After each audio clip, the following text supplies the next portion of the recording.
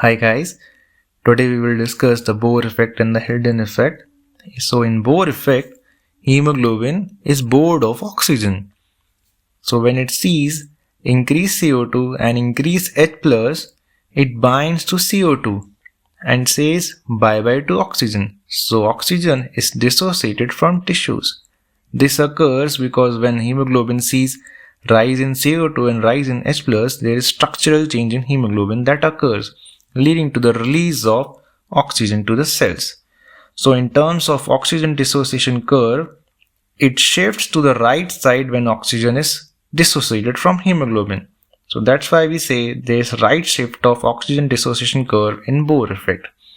Talking about Haldane effect, now it occurs at the level of lungs. So hemoglobin taking back CO2 from the tissues comes to the lungs.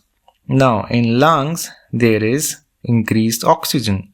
So now oxygen binds to hemoglobin and CO2 is exhaled out in our breath.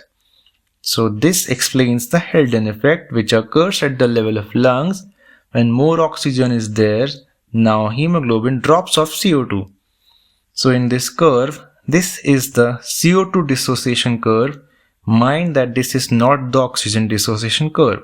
So Haldane effect is explained by the CO2 dissociation curve which shifts downwards because oxygen is getting bound and CO2 is released.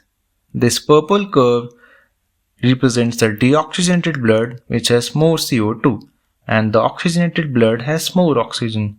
So when CO2 is released and oxygen is bound at the same time, the graph shifts downwards. So that is the Bohr effect and the Haldane effect.